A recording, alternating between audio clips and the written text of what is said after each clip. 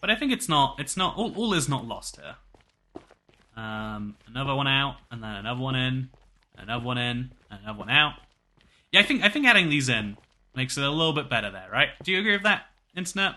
I agree with that. So we got a nice, and then this will be 3 blocks high, just to mess with the flow. Perfect. And then we're also gonna have to throw some random noise on there later, because otherwise the walls will grow too high and they'll stop feeling like true Nethery. But yeah, we've got that segment locked down. Now we just build that up. I'm gonna have to use another 30,000 blocks for that. Then we follow over here, where the blocks start going inwards a bit more every now and then. Occasional blocks going out too. And then we build all the way across this ocean, where the occasional block does the exact same thing. Would you believe it? 2 blocks next to each other, sure, sounds just great. Another block over there, another block over there. We want to have very few blocks that go out. 1. I think they add some texture, but not enough to want to use too much, because you're going to be filling in some amount of that anyway. And then over here, we have a block. And over here, I think here it gets really tricky, because we're going to be building around this thing. So I think we don't want to mess around with that too much. So we'll have the next thing be over there, maybe. Then over here, we'll have a couple right in a row of each other. And yeah, at some point, we're going to go around and build these way higher. But I actually think having just one super high section of the wall is a better way to start this. Because I'm going to use up all my Netherrack blocks just building a slightly higher wall, doing it this way. Whereas my existing wall is like, I'm going to actually see some proof of concept. It's going to go places in the time that I'm working on it. So for that reason alone, I'll build this wall up higher, because it connects to it. And then I'll start the magic process now. Right after placing some extra blocks that start a little bit off the ground. And also look at that random patch. I know I did that literally earlier in this video. But again, it feels so ancient. I feel like every block that you place in Minecraft should be this like giant artistic decision. But the more that you place, the more you start to realize, like, you know, I'm actually just effectively doing like you know the paint can tool, the fill tool in Microsoft Paint? I'm really just doing that on a very large scale, right? I'm really just saying, look at this area. I want to fill the entire thing so that it is red everywhere. It should look like the Nether, and the way that I'm achieving that is with far too many Netherracks. Just a ludicrous number of them. An amount that doesn't even make sense. Even to you watching right now, you're like, well, is that an appropriate amount of Netherrack, Toy Cat? The answer is, of course it's not. But isn't that the beauty? And so now, okay, well that is silly. Let's jump right back up. And I missed my jump. That's fine. You know what? I've got golden carrots. I can afford to take occasional falls. Why is my jump going so weird? Are you seeing that, right? Like, it's like... I feel like I should be going further than that, but I'm not. Maybe it's the Netherrack in my hand that's throwing me off. I'm used to having, like, a hand to see, like, shrink, whereas the Netherrack block just doesn't. Yeah, it doesn't even change at all. Whatever. Anyway, so let's place our blocks. So do you want to hear about a new TV show I've been watching? Do you, Internet? You don't? Oh, you have to anyway. So there's a show, it's called Reboot, and I'm really interested in it right now, because they take a, it's a show within a show sort of thing. So it's a show about a really old 80s generic sitcom, but they're rewriting it to be dark. They're rewriting it to be, you know, like, horrific. So instead of making good decisions like they used to, you know, how sitcoms, they always do the right thing. Now they start to do messed up things all the time. And they're trying to make a much more interesting show. And the show is about the process of making the show. And somehow that is interesting. In reality, I think in itself, it's just a drama comedy shit series. But it's a fun premise, right? Because everyone grew up with generic sitcoms. And almost something about the logic behind TV shows seeps into your real life. I've been watching Community again. And I love Abed as a character because he always recognizes, like, yeah, well, you see... in TV shows, this would happen, and everyone's like, this isn't a TV show. And then the TV show thing happens, because, wow, Abed is actually just, you know, to everyone else, he seems crazy, but to us, he's the only self-aware character.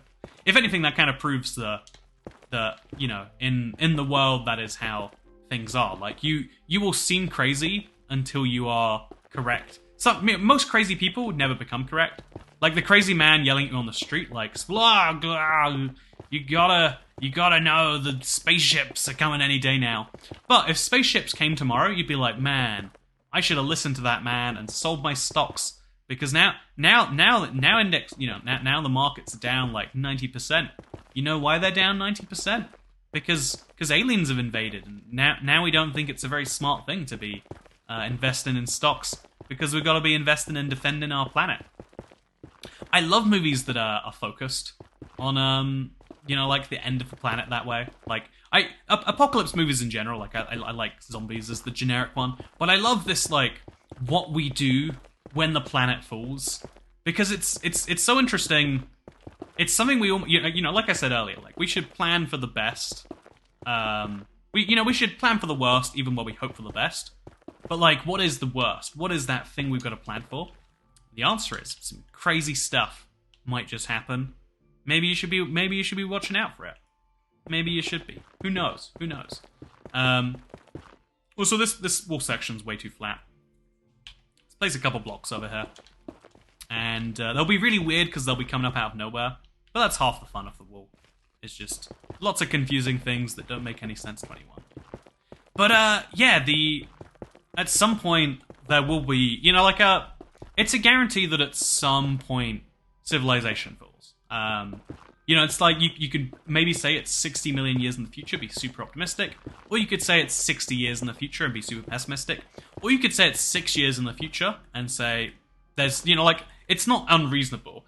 Before any major events, they don't seem obvious to anyone besides those with the absolute most inside knowledge.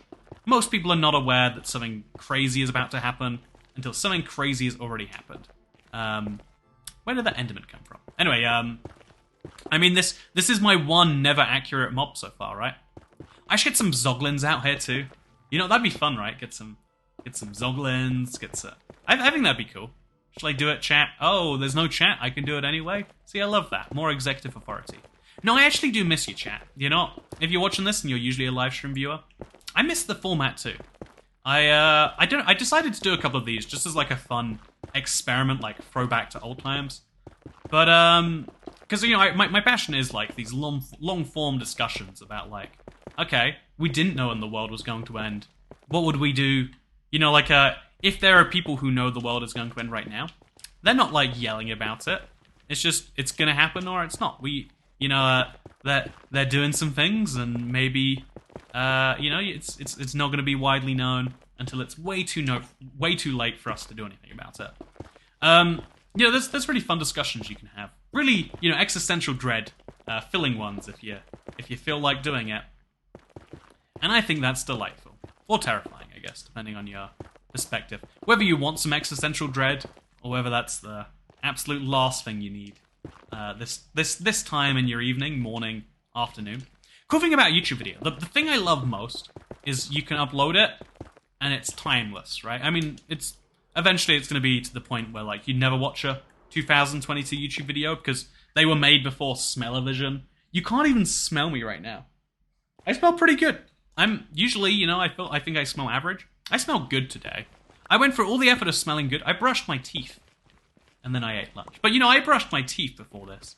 And you don't even get to smell my good breath. Or my terrible breath. Wouldn't that be interesting? You could be like, man, I bet that Toy Cat guy smells bad. It's only a bet right now. Until you go through until smell-o-vision, it's just an assumption that I smell bad. And what a waste that is. Okay, so we're going to go all the way out to here. And we're going to start out here, just 3 blocks at a time. This is a really weird section that I need to, like, make go away as soon as possible. But I like it anyway, so I'm just going to keep it. And, that's how you should react to errors in your plans. Just, now they are happy. There's no mistakes, just happy little accidents. It's something you can only say when you're an artist. If the guy in Chernobyl said that, like, well, you see, Reactor 5 is at 16 Ronkins. He's like, well, you see, Commander Gorbachev, there is no mistake, just happy little accident.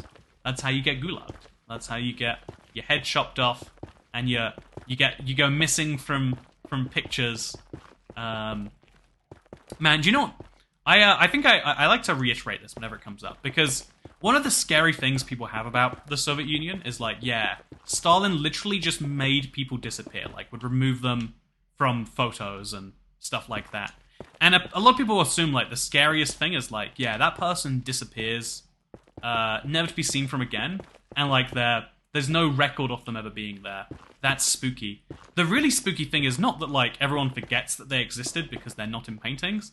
It's the fact that like, oh, not in photos. Like they digitally they altered photos to make it happen. The earliest photoshops were to remove people from them.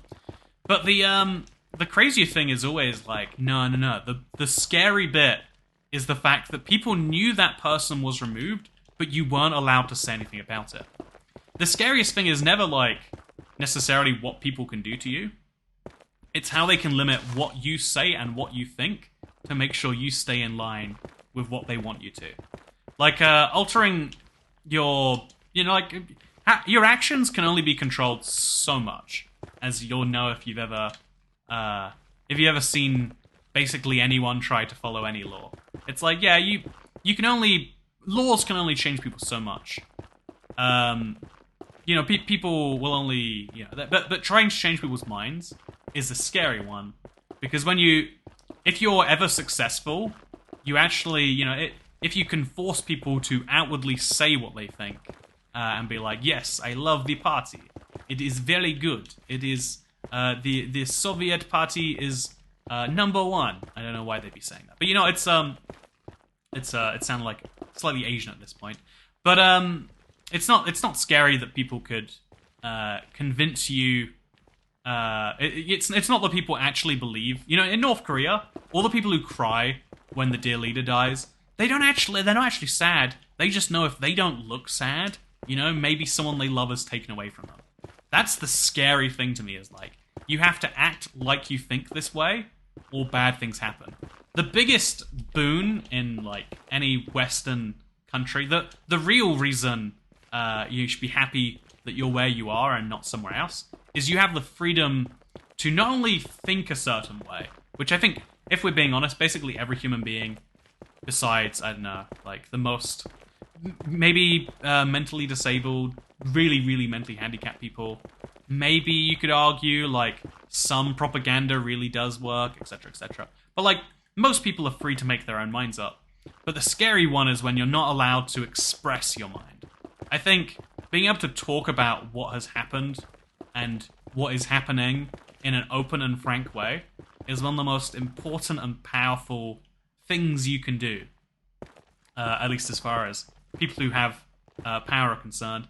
And that's why I think it's especially important. Okay, so this is one block. We need to bring that one block up so that we can bring the rest of this 2 blocks. Now we'll bring this 2 blocks up to bring that 1 block up, to bring the rest 1 block up. Okay, that made no sense, but just follow my logic here, if you will. Or actually, no, I'm gonna do this the logical way. We'll go 1 block here, 2 blocks on the empty bit, and then we'll have a big piece of wall that goes this far that we're gonna be building off of. Okay, so we're out of Netherrack. Oh, I'm actually, I didn't even like consider that eventually this video would end, but if we've only got 2 shulker boxes left, that means there's only 2 shulker boxes left. And you know what 2 shulker boxes left means? It means number of shulker boxes left is down to 2. So yeah, we'll build like a diagonal line to bring us back to the mean, because I just think it'll look interesting, add a little bit of visual complexity to what we're doing here. And then we're going this way a little bit. Ooh, that's interesting.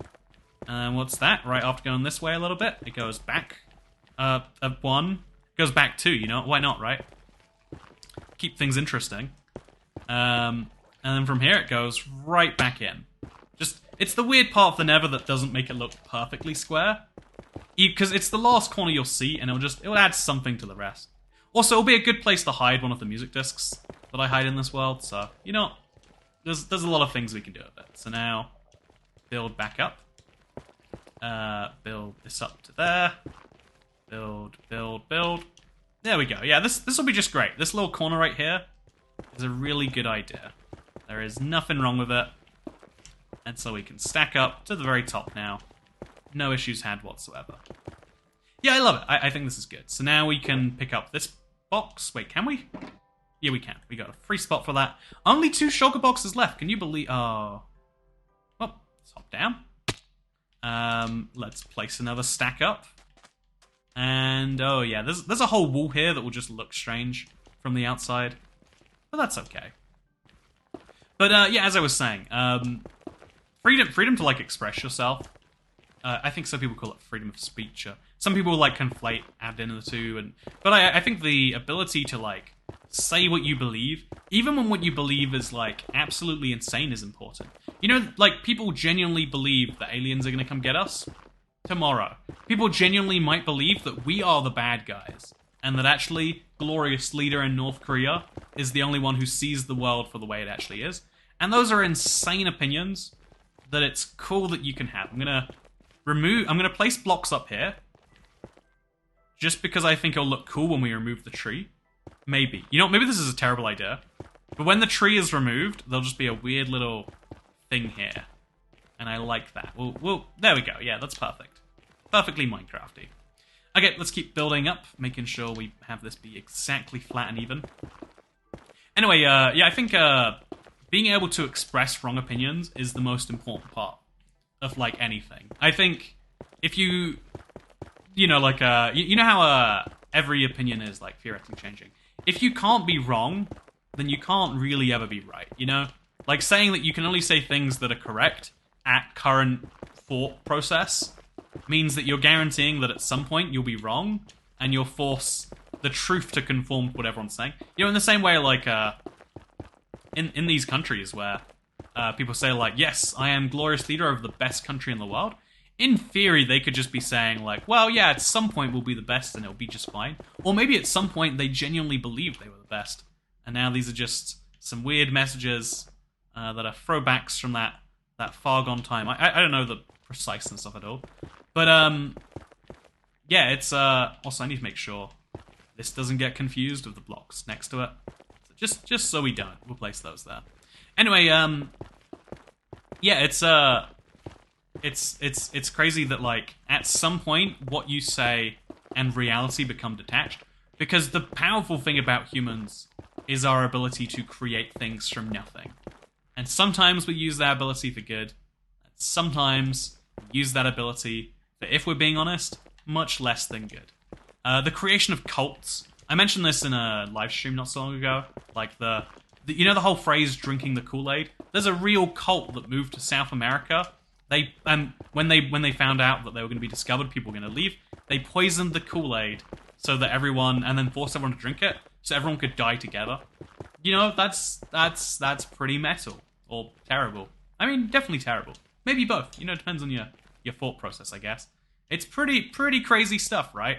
Very crazy stuff, I would say. I would go as far as to suggest that it is incredibly crazy. Okay, so now let's, should I just fly over? I think we should. Let's fly over here, and let's place this 2 blocks up, and then we'll finally have, okay, so we'll place nether quartz too. We'll finally have a perfectly even section of the wall, which we can just add to as we please. And then the taller it gets, the more interesting it gets, because this wall really is intimidating now, right? Like, it's adding something to the wall. What that something is can be disagreed upon, but the fact that it is something cannot be. Also, yeah, I'm gonna try. This is a bold idea. I'm gonna go through the night tonight. Usually going to sleep is what I do. I like the daytime colors of Minecraft better. But to mix things up, I'm gonna make the wrong decision of nighttime. Because one of the most human characteristics we have is that we learn so much more from wrong than from right, to such that, like, the best way to, you know, like, parent society is to let people make mistakes. People will make mistakes, and you better let people learn from them. If we don't let people learn from mistakes, then we're effectively denying people education, and you know, like, it might seem like the smart thing to do to be like, actually, we already know what's best, so people don't need to make mistakes anymore. But my real view on the world is that the best thing you can do for any people, any population, is let people fail, let people have terrible disasters, because that's where you know, like, financially speaking, I think I learned the most from my worst times. Has anything spawned on the walls yet? It hasn't. Okay. Yeah, we're just gonna... Working through the night is gonna be my very clever idea, I hope. And if it's not, then I'll pretend that it wasn't my idea, and that chat forced me into it. Damn it, chat, why would you do that to me? I know you're not here, but I hear your ghost. I hear it in the distance. No, I think I've been pivoting slightly more and more to live streaming recently. If you want to know the real frank level of it, it's a, it's partially like a, I think if, you know, like, I love the unedited, nothing to think as much about, like, you know, all sorts of things. It means we can spend more time, we can dive deeper into stuff. But I also know, like, okay, I don't want to commit all the way to live streaming, because I like that live streaming is this fun thing that I do all the time. Like, there's this challenge about anything when it, like, is your job, is like, if you love something so much, making it your job can be the best or the worst idea.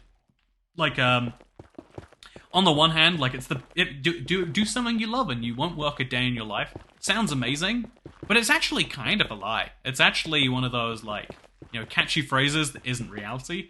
Something about what you do will always eventually become work. Something about what you do will become exhausting and irritating. And, you know, for me, like, I don't want to deal with sponsors all day, every day, or whoever else have you. And so, yeah, okay. I'm going to throw away the copper ingot. Don't really need it as much as a shulker box.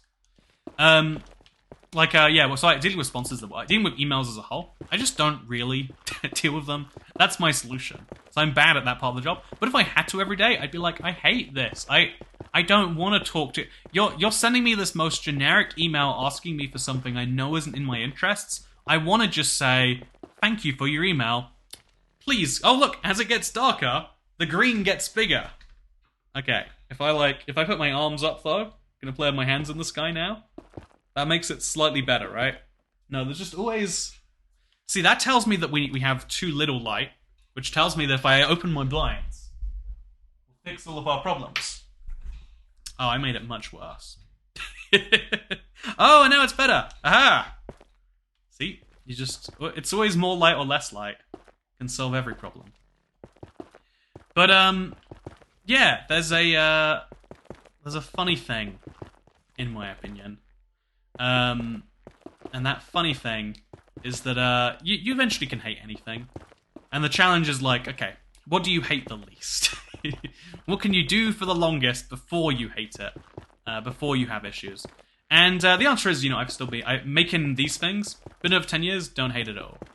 Even like, you know, like, one of the hardest parts of YouTube for a lot of people is the whole, like, okay, what is the right thing to make at this time?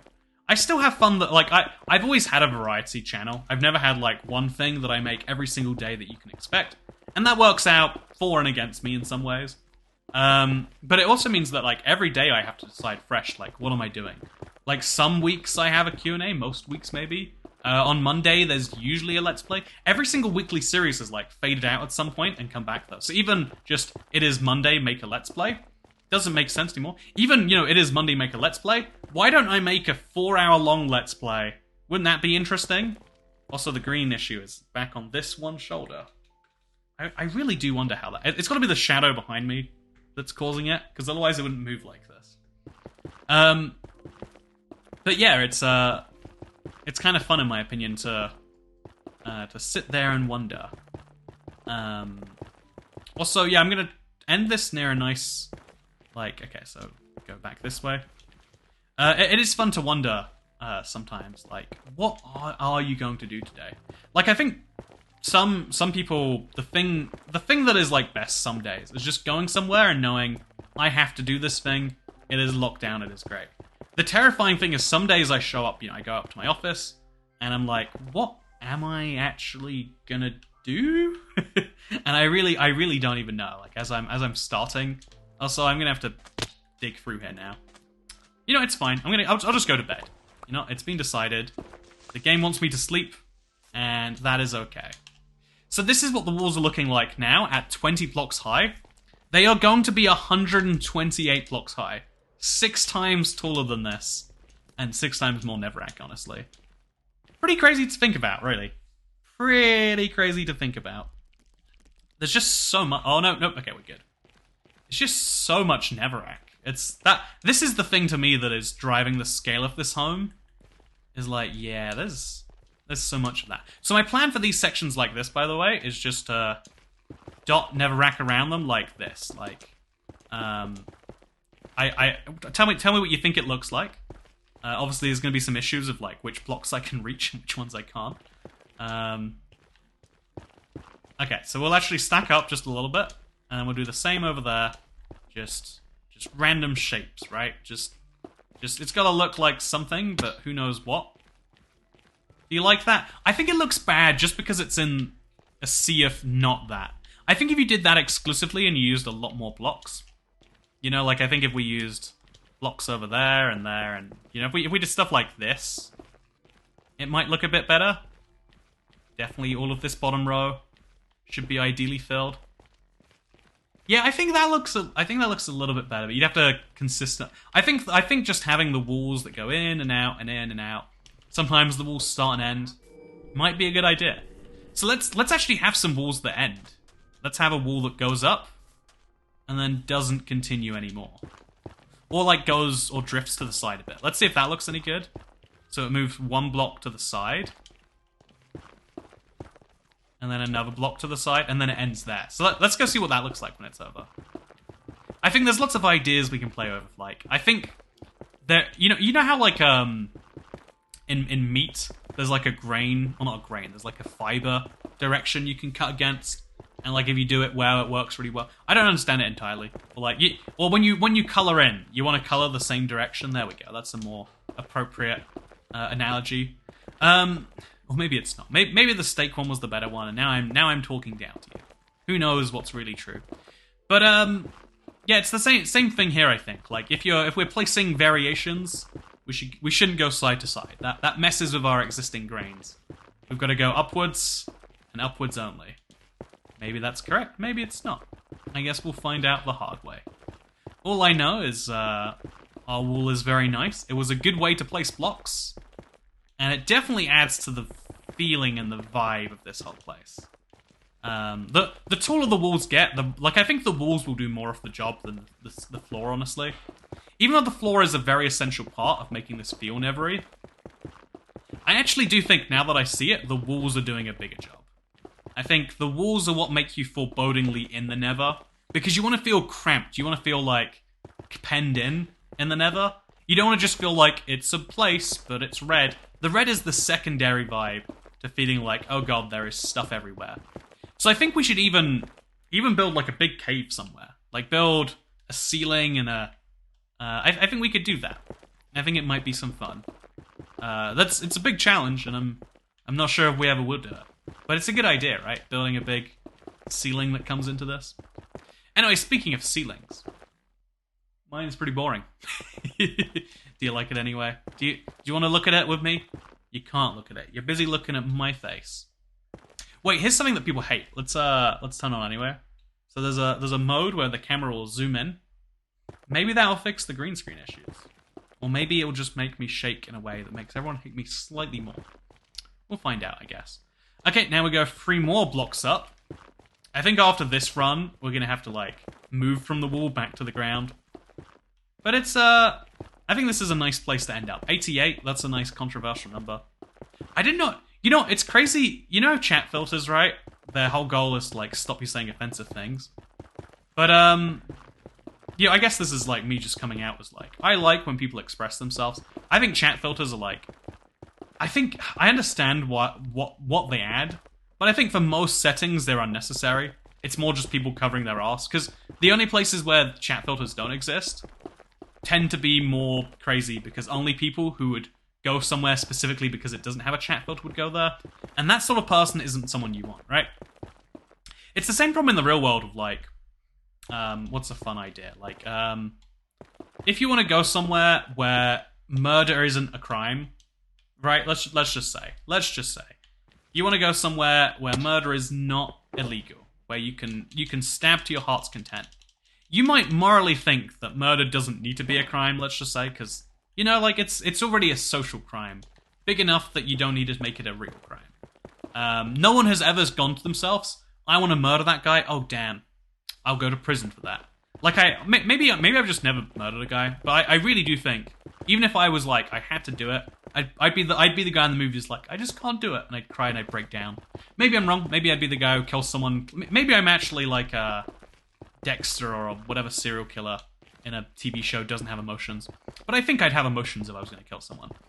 But, you know, even if you think that murder isn't a bad thing, you don't go to the one place where it's allowed, because then you're going to a place where people are going specifically because murder is legal. Same with, like, I don't know, you might think that, you know, drink driving shouldn't have your license be taken away because... Actually, you know, I think that's a pretty I think that's the one thing everyone's like, okay, actually, that's pretty indefensible. So let's try and defend the most indefensible thing, shall we? Okay, maybe you think to yourself, it's safer to drive home and to exploit Uber drivers because you think that the gig economy is like, you know, like it's basically exploitation. You know, when people sign up to those apps, they're already signing up because they're so exploited. And so if you really think about it, people driving themselves home would limit the capacity of Uber, and you know, we'd pay for it in blood. And isn't that fine? You know, aren't we already paying for it in blood? Just the blood is now of independent contractors who work for Lyft and Bolt and all these other services. There we go. You're welcome. Shall I argue for murder next? Well, if you think about it, okay, here's my pro-murder argument. Have you ever thought about how annoying some people are? I think about it all the time. Wouldn't it be cool if we could make those people not exist anymore? You know when people are like walking in front of you just far too slowly, like an uncomfortable amount of slow, and you're like, please move to the side, but you don't want to say that out loud, so you just walk slowly for as long as they take. Wouldn't it be cool if we could just, okay, wow. And then if everyone all the time was murdering each other, think about it. You would be really careful all the time. You'd be like, I don't want to step on his feelings. He might kill me. And if we all have that feeling about each other, we'd be much nicer all the time. You know, people who live in cities already have this. Like, you live in a city, you look at someone the wrong way, they might stab you. You know, we already have, if you live in a scary enough place, you already have that, you know? There are some streets I walk through where I'm like, ooh, I don't know if I want to walk here at night alone with any valuables on me. You know, am I taking a big risk of my health right now? I really can't be sure. Also, what I'm going to do with this block, I'm going to place one behind it. Because that way, it'll have this, like, fun block setback look. Anyway, you know, wouldn't it... Given that we already... I think I'm a much nicer person. I'm a much more outwardly accepting. You know, like, when someone starts speaking to me... You know, when people start speaking to you on the street, this is the big capital sin if you live in a city. I want to say, no. Whatever you're about to say to me, I know it's something that is hilariously in your interest and not in mine, which is why you're approaching me now. You know, like, that's why you're doing this. I'm not interested. But instead, I've got to be like, oh, yeah, sorry, you want to stop knife crime? Sorry, I'm just too in favor of knife crime. It goes against my religious beliefs or whatever. Something like so hard, they're not even going to bother talking to me. I don't think I should have to. I think I should be able to say, no, I don't appreciate that you're approaching me on the street. Don't. But, you know, sometimes they, like, properly try and block you. Like, it's a whole thing. And it's like, you know, what are you doing here? What do you hope to accomplish? In fact, I hope that you are so unsuccessful that you never do this again, because that would stop you from bothering me. That's what I want to say. But instead, you know, I am polite. And I do that under the threat of this guy might, you know, this stop knife crime guy might actually be working both sides. You know? Think about it. Who are you least likely to suspect when there's a knife crime happening? Certainly not the guy advertising to stop it. Boom, he's got his cover sorted. It's a giant inside job. Okay, so the good news is we've placed a lot of Netherrack. The bad news is we have less Netherrack left to place. Isn't that crazy how that works? Like, every block of Netherrack we place up gives us one fewer Netherrack to have left to place. It's so sad, and yet so understandable. I think what I could do with editing if I really wanted to, like, torture an editor... I don't feel like torturing Harrison, thank you, by the way, for looking at these hours of footage. But, you could have, like, a button, and every time you hit the button, it shows, like, the Netherrack counter going up. That would be so engaging to watch. I want to do that now. You know what? Okay. You know that thing I said about torturing Harrison? I'm just kidding. Although it would be cool. You know what? I bet there's someone who would love that job. like, okay, yeah, you can pay me X amount an hour. I will sit there and watch your video, and every single time I see you place a Netherrack block, I'll press a button and then, live while I'm watching it, so we can use that data to have a live count of how many Netherrack blocks have been placed. Wouldn't that be satisfying? Because right now, you've just got to take my word for it that I'm on, like, 28,000 Netherrack, right? This is my last shulker box. I'm like, deep into the, the 20,000s. If you haven't seen all of them, can you really appreciate that? You should be able to appreciate it, but you probably can't. And it'd be nice if there was a way. And maybe I'm suggesting the way. Or maybe I'm just having fun. I don't really know at this point. Actually, there could be another shulker box that has some Netherrack in it still. Sometimes it's hard to be sure about this sort of thing. Oh, but yeah, it's weird. It's weird to have this almost come to an end. You start placing Netherrack for what you think is going to be an hour and a half to 2 hours. Then 4 hours pass, and you have like Stockholm syndrome. You're like, is now a good time for this to end? Is there ever a good time for us to end? Is ending a thing that needs to happen here? It's just really hard to say, isn't it? Anyway, speaking of hard to say, I'm going to go out for another night tonight. Solely because I want to finish the wall and then jump down and then take inventory of what we have. Because I'm not going to place this any higher. This is a nice, really high wall. I'm going to do anything anymore. I want to be on the ground. Just to kind of connect these weird patches I have in a more consistent way. I think that's something that I need to do. Speaking of things that I need to do, I need to tell you. Are you watching this video? You having a good time? Well, that's good, because I'm taken from the cable TV system of doing some advertisements. Wow, have you ever considered going to Burger King? It's like McDonald's, but 3 times as expensive, and like 20% better maybe, depending on what you order. Wow, eat good, eat fresh. You better eat wholesomely. I mean, it be a king. There we go. Burger King, it's #1. By the way, have you heard from our other sponsor of the evening? It's Wendy's. Wow. Have you ever thought to yourself, what if McDonald's was sassy on Twitter? Oh, wow, you have thought to yourself that? Well, Wendy's is here. The food isn't any better, but the tweets are fire, yo. Man, I sure do love the Baconator Extreme. It has a burger, and then it has another burger. If you'll believe it, you can get the Baconator Extreme 2XL. And as long as you go to your local Wendy's and use code TOYCAT to get 5% off your first... Actually, I went to Wendy's for the first time recently, because I don't want to act like it's terrible. It was underwhelming. Everything I had it tasted like cooked food. It tasted like fried food, and that's not even a bad thing. I love fried foods. But I was like, this tastes like I cooked it in the oven myself. I had a chicken burger. It was like, I don't think that, fast food usually has a distinct taste. Wendy's did not wow me with their distinct taste. They made me question, like, are we sure that we didn't make a mistake here?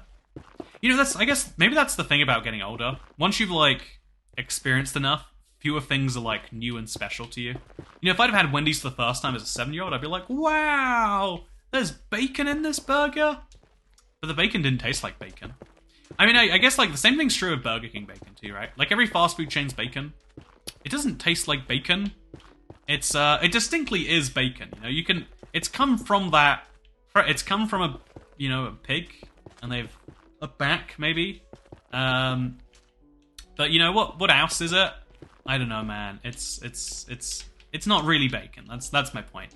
Also, if there was any Netherrack left in here, okay, we got both these shulker boxes empty.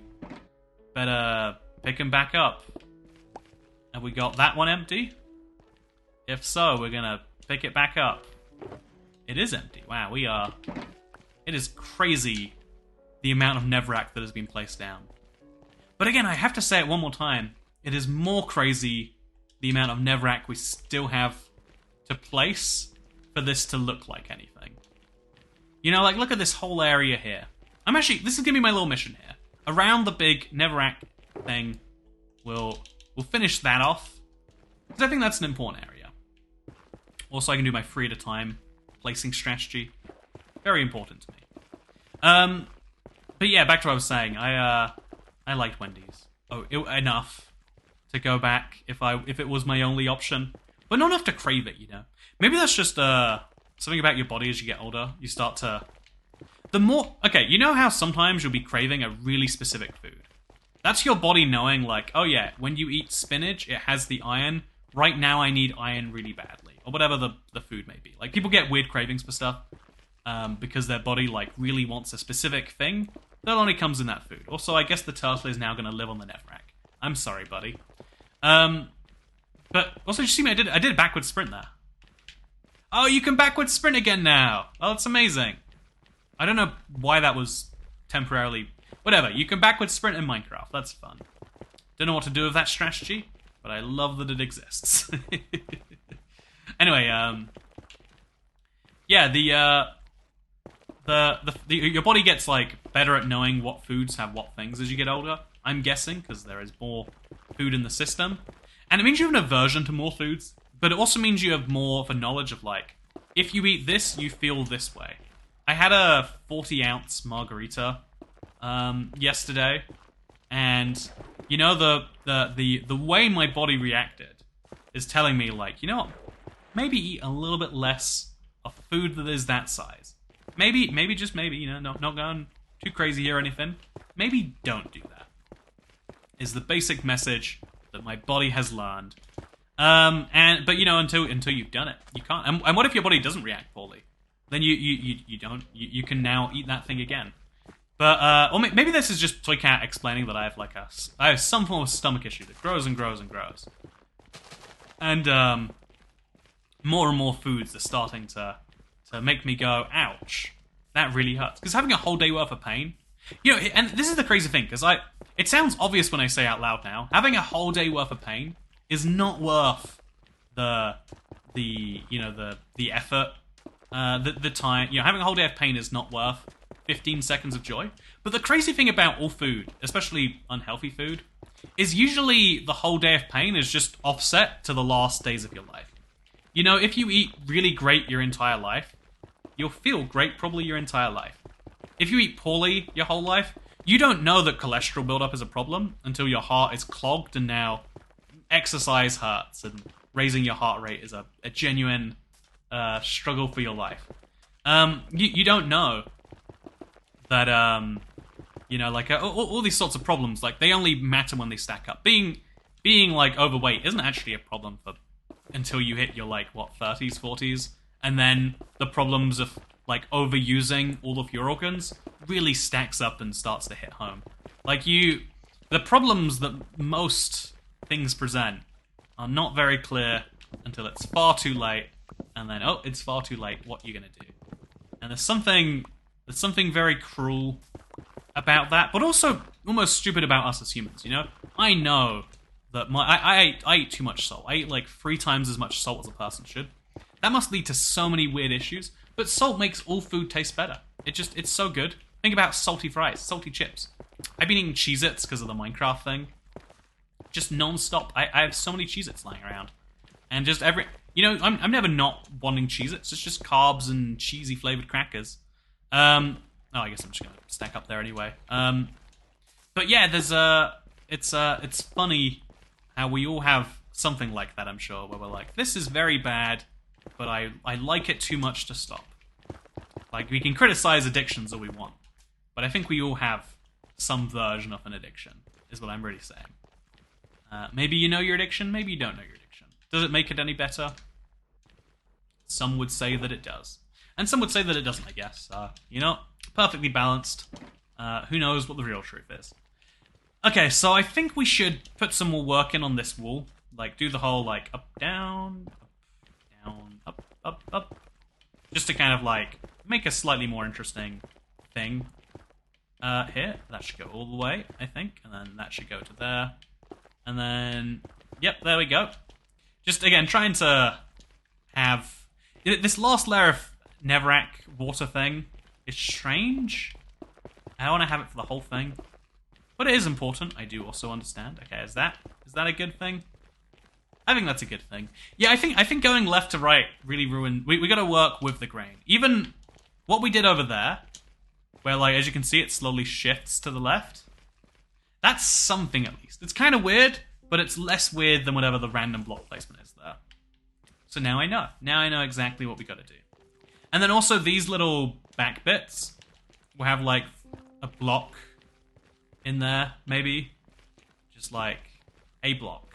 And then, yeah, that does something for it, right? No, that does nothing for it. Unless you're gonna place regular blocks, having any number of blocks is just weird. Well, you know what? Now I know. Now I've learned my lesson. Will I do anything with my learned lesson? Some would say yes, and some would say no. Anyway, so, yeah, we got a lot of Netherrack blocks to place. Every single one of these is going to have something on top of it. Later we can then go from underneath and destroy the terrain. For the sand in particular, sand is just so valuable to me. Like making glass by the dozen. Very important thing for me to be able to do. So I think we'll definitely take the sand, smelt it up into something or other. With regards to the... Okay, so I guess for these balls, we're just going to place directly on top of the block next to it. Because we kind of have to. Yeah, I never even considered that there's always a block we're placing on top of here. But yeah, like I was saying previously, I think we all make bad decisions. We can say like, wow, I would never be addicted. But I think we all have like something we do which is bad for us in the long run, but it's good for us now, and we're stuck doing it anyway. And I still don't know if that's like I still don't know how to feel about that, you know? Is that one of the cool parts of humanity? Or is that like our human curse? Because I think our curiosity and our like desire to learn more is the single thing, you know, like I think that is a trait, you know, like our learning from mistakes is one of the traits that makes us one of the most incredible species out there. Like we, you know, to take some pride in humankind. We went to the moon partially out of, like, spite of, like, we want to get there before those other guys get there. The competition of just, we want to see what's up there before other people see what's up there, led to genuinely going to the moon. And then being bored because now there's no more competition, now we've already gone. It's like, yeah, we're just not going to go back for a while. There was, like, a miniature version of that going to Mars, now that China and the US both have rovers up there. It's like, yeah, let's see who can support life on Mars first, right? Like, dividing into, like, groups to be excited about things, weirdly enough, is one of the things that gets people excited the most, it seems. Also, I now have all the stacks in my inventory. Well, I can have all the stacks. As soon as I throw away this and this. And then, okay, that's not what I wanted to do at all. Pick up the shulker box, and there we go. Wow. That is crazy to say. That, you know, we have placed 29,000 something blocks of Netherrack. Just, isn't that something? Isn't that something stunning? So yeah, that means, if you think about it, just to do the maths here. So this has been about 4 hours. Which means, and I've placed about 1/6 of the project. This is 24 hours of work. On top of the dozens of hours it's currently taking me to mine out the tunnel to get this Netherrack, there is the dozens of hours of work of, there's the dozens and dozens and dozens of hours of work of placing it. Which is cool, which is really cool. Because when I'm done, I'll have a proper console-sized Nether.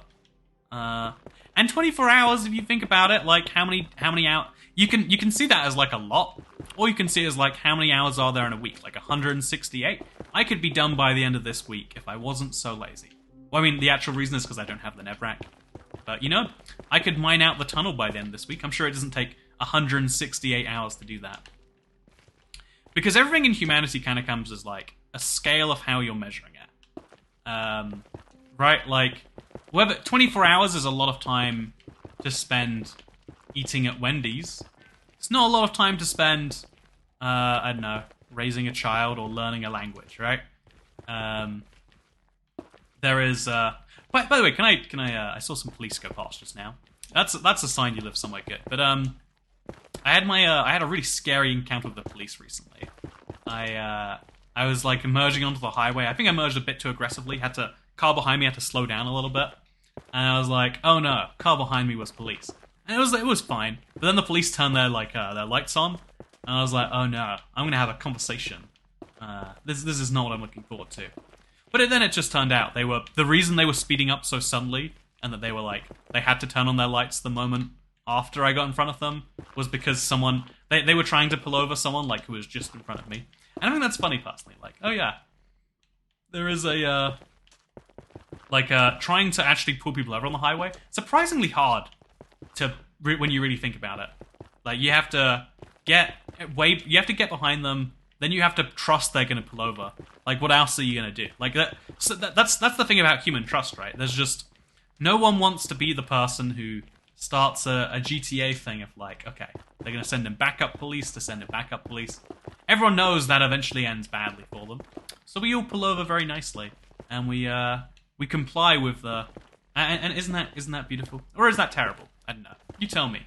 You tell me what you think. All I know is I now have 4.5 stacks left to place.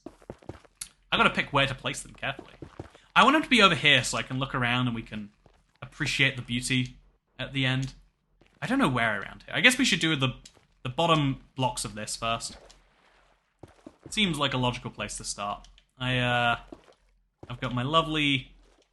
Yeah, I've got to make this look somewhat like a natural body of water. Or not body of water, but like a... If it's going to be an indent, it's going to be an indent with purpose. So something like that is a good idea. There we go. And then the rest of this will fill up from the top layer. Just because I think if I have a perfect square, it'll look super unnatural. And maybe that's a good idea, maybe it's a bad idea. I don't know for sure. Either way, yeah, I enjoy the style of video. I think I'm still going to make one every now and then. But this really was an experiment, this and the 10-hour video. And I think, so far from what I can see from that and this, they're poor experiments. The lesson is, if you're doing long-form content on YouTube, probably better to do it as a live stream. Which is why I'll occasionally do stuff like this, but if you want to see the super long-form stuff, it's not even usually public on the channel. There's a playlist called Unlisted Videos, where you can watch the live streams back, or if you really want, you can watch them live. Whether you watch them live or not, I'd appreciate you becoming a member. It's a way to support these weird projects. Like, you know, like I said, 2,500 views on a YouTube video means nothing. 2,500 live stream viewers can be enough to support, to sustain an entire channel on. A lifestyle on, and that's crazy to say, but also factual. It's crazy that is factual to say, maybe is the way to put that. But it really is, and so as a result, yeah, if you really like these things, if you think having some long form stuff to hang out with is great, and you value honesty and loyalty, all the other things that I care about, maybe you should come check out one of those, because I love the feeling of a big project in Minecraft. When we started this, it was just like, what am I doing here, really?